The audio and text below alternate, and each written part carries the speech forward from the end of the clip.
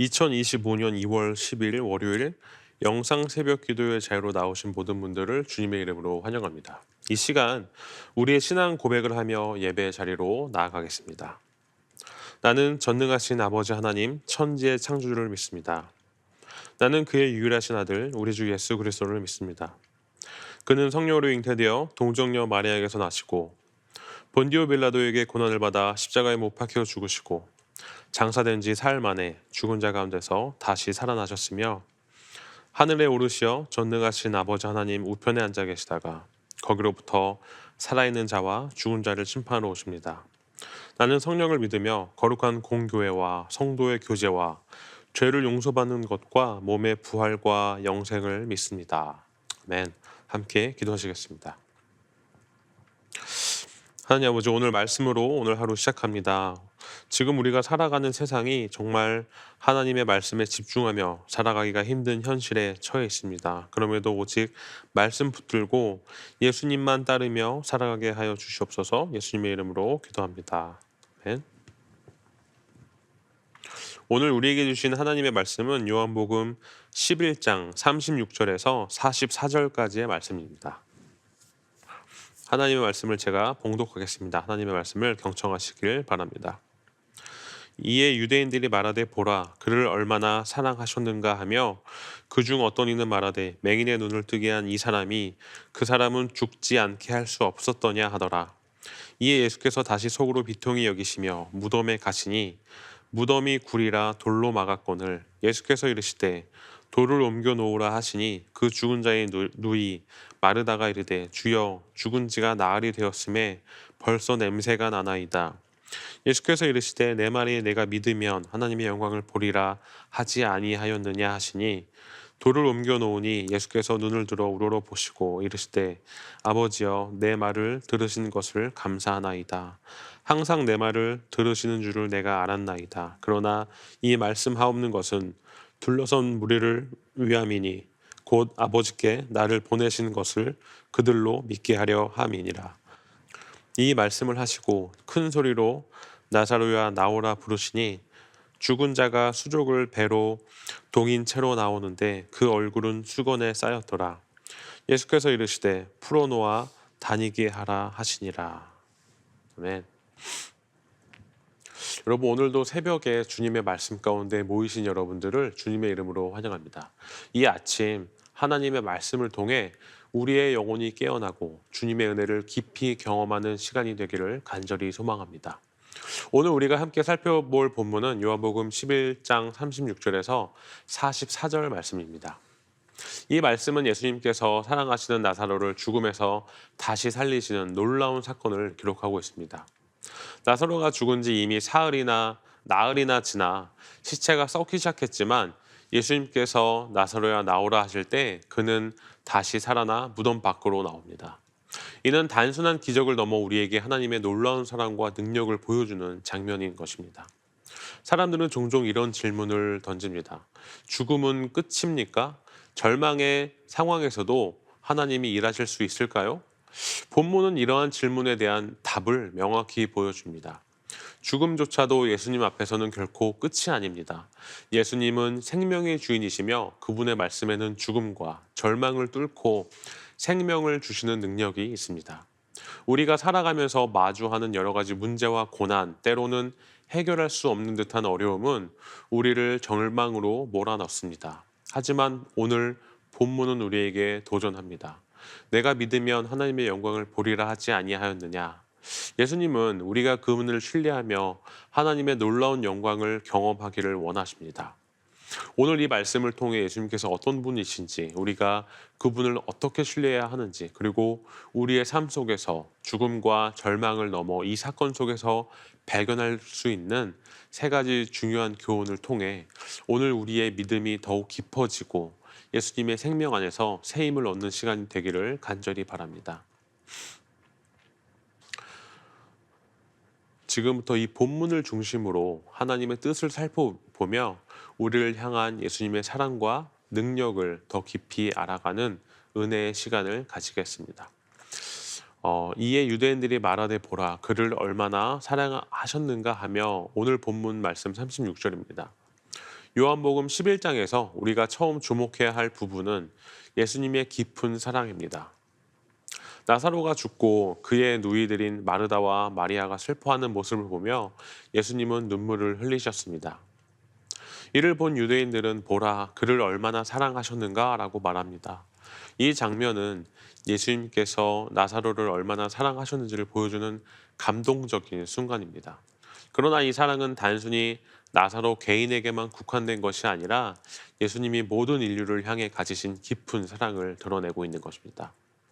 예수님은 나사로를 단지 그의 제자 중 한 명으로 보지 않으셨습니다. 나사로는 예수님과 매우 가까운 친구였습니다.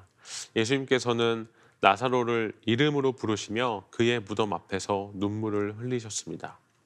이는 예수님께서 우리의 이름을 아시고 우리의 고통과 아픔에 함께 하시는 분임을 보여주고 있는 것입니다.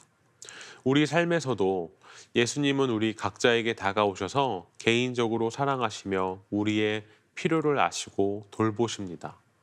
그분의 사랑은 단순히 집단적이거나 추상적인 것이 아니라 개인적으로 느낄 수 있는 실제적인 사랑인 것이죠. 예수님은 나사로의 죽음 앞에서 마르다와 마리아의 슬픔에 깊이 공감하셨습니다. 35절에서 예수께서 눈물을 흘리시더라라는 이 짧은 구절은 예수님의 인간적인 모습과 하나님의 사랑을 동시에 보여주고 있는 것입니다. 예수님의 눈물은 단순히 슬픔의 표현이 아니라 죄와 죽음으로 인해 우리가 겪는 고통에 대한 깊은 연민과 공감을 담고 있습니다. 그분은 우리의 고통을 모른 척하거나 외면하지 않으십니다. 히브리서 4장 15절은 우리에게 있는 대제사장은 우리의 연약함을 동정하지 못하실 리가 아니요라고 말씀하십니다. 예수님은 우리의 모든 아픔과 고통을 아시는 분이십니다. 유대인들은 예수님의 눈물을 보고 나사로를 향한 그분의 사랑을 깨달았습니다. 하지만 어떤 이들은 눈먼 자의 눈을 뜨게 한 이가 이 사람을 죽지 않게 할 수 없었더냐라고 말하며 의문을 제기합니다. 사람들은 예수님이 나사로를 사랑하셨음에도 왜 그를 죽음에서 미리 구하지 않으셨는지 의아해했습니다. 이 상황에서 예수님의 사랑이 변하지 않았다는 점이 중요합니다. 비록 나사로가 죽음을 경험했지만 예수님의 사랑은 여전히 그를 향하고 있었습니다. 마찬가지로 우리 삶에서도 때로는 어려움과 고난을 겪을 때 하나님의 사랑이 멀어진 것처럼 느껴질 수 있습니다. 하지만 로마서 8장 38절에서 39절에서 말씀하시듯이 사망이나 생명이나 천사들이나 권세자들이나 아무것도 우리를 그리스도 예수 안에 있는 하나님의 사랑에서 끊을 수 없습니다. 라고 말하고 있는 것이죠. 오늘날 우리의 삶 속에서도 예수님의 사랑은 동일하게 나타납니다. 우리가 고통과 슬픔 속에 있을 때 예수님은 우리와 함께 울며 우리의 아픔을 감당하십니다. 그분은 우리의 필요를 아시고 우리를 돌보십니다. 하지만 더 나아가 그분은 단순히 우리의 감정을 위로하시는 데서 끝나는 것이 아니라 우리를 문제의 본질에서 구원하시고 하나님의 영광을 보게 하십니다. 예수께서 이르시되 네가 믿으면 하나님의 영광을 보리라 하지 아니하였느냐. 오늘 말씀 40절입니다. 두 번째로 우리가 주목해야 할 것은 예수님께서 나타나신 능력과 그 안에 드러난 하나님의 영광입니다. 나사로의 무덤 앞에서 예수님은 하나님의 위대한 능력을 나타내십니다. 이 사건은 단순히 죽은 자를 살리는 기적을 보여주는 것을 넘어서 하나님의 영광을 경험하게 하는 장면입니다. 예수님은 믿음과 하나님의 영광 사이의 중요한 연결고리를 우리에게 가르쳐 주십니다. 예수님께서 무덤에 도착하셨을 때 마르다와 마리아는 여전히 슬픔에 잠겨 있었습니다. 특히 마르다는 나사로가 죽은 지 나흘이 지나 이미 시체가 냄새가 나기 시작했다고 말하며 현실적인 상황에만 초점을 맞추고 있었습니다. 그러나 예수님은 그녀에게 네가 믿으면 하나님의 영광을 보리라 라고 말씀하십니다. 이 말씀은 우리가 하나님을 신뢰하는 믿음을 가질 때 그 믿음이 하나님의 영광을 경험하는 통로가 된다는 사실을 가르쳐 주고 있는 것이죠. 인간의 한계와 불가능함 속에서도 믿음을 가질 때 우리는 하나님께서 초자연적인 방법으로 역사하시는 것을 목격하게 되는 것이죠.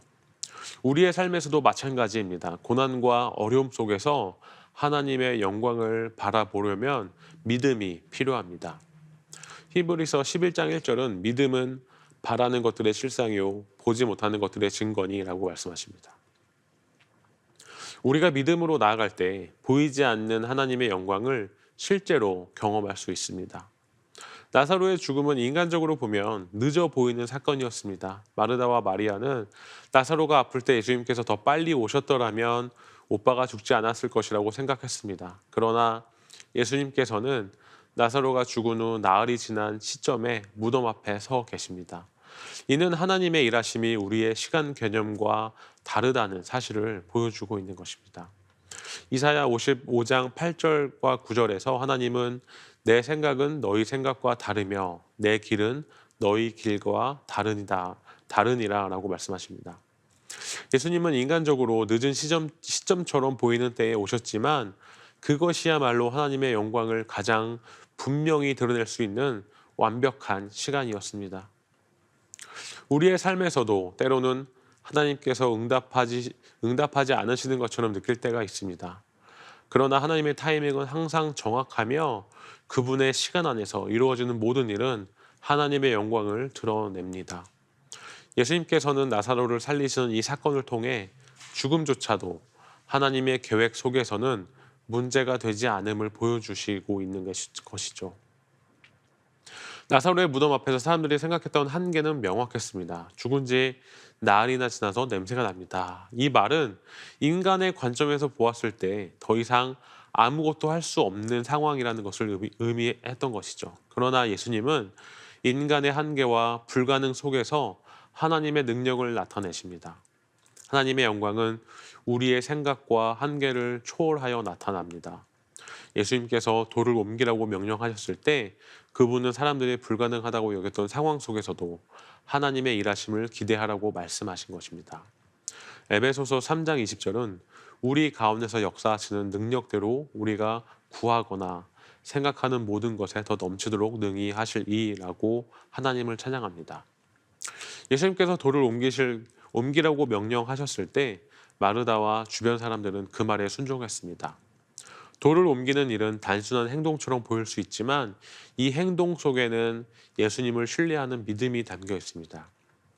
우리의 삶 속에서도 때로는 이해할 수 없는 하나님의 명령이 있을 수 있습니다. 그러나 믿음으로 순종할 때 우리는 하나님의 놀라운 영광을 경험하게 됩니다. 순종은 단순히 행동하는 것 이상의 의미를 가지고 있고 또 그것은 하나님께 대한 신뢰의 표현인 것이죠. 여러분, 예수님께서 나사로를 살리시는 과정은 믿음과 하나님의 영광이 어떻게 연결되는지를 보여주는 강력한 사례입니다. 믿음은 단순히 소망을 가지는 것이 아니라 하나님의 능력과 그분의 타이밍을 신뢰하는 것이죠. 우리가 믿음으로 하나님께 나아갈 때 그분은 우리의 삶 속에서 하나님의 영광을 드러내십니다. 오늘날 우리도 예수님께 말씀하신 네가 믿으면 하나님의 영광을 보리라라는 약속을 붙잡고 우리의 삶 속에서 그분의 능력을 경험하기를 소망합니다. 함께 기도하시겠습니다. 사랑과 은혜가 풍성하신 하나님 아버지, 오늘도 주님의 말씀을 통해 우리를 향한 주님의 사랑과 초청을 깨닫게 하심에 감사드립니다. 우리가 때로는 나사로처럼 절망 속에 갇혀 있을 때 주님께서는 우리를 부르시며 생명으로 인도해 주심을 믿습니다. 우리의 연약한 믿음을 주님께 올려드리오니 주님의 권능의 손으로 우리를 붙들어 주시고 우리 삶 속에서 하나님의 영광을 드러내 주시옵소서. 주님, 우리의 믿음이 부족할지라도 주님의 음성에 반응하게 하시고 모든 묶임과 속박에서 자유하게 하여 주시고 주님께서 나오라라고 부르실 때 주저하지 않고 순종하며 나아가는 믿음을 허락하여 주시옵소서. 이 시간 우리의 마음속 깊은 곳까지 주님의 생명이 빛이 비추기를 원합니다. 우리의 삶 속에 하나님의 영광이 가득하고 주님의 초청에 믿음으로 응답하며 주님의 길을 따르기를 소망합니다. 예수님의 이름으로 기도합니다. 아멘. 이제 개인 기도의 시간입니다. 계속해서 기도의 자리로 나가시길 바랍니다.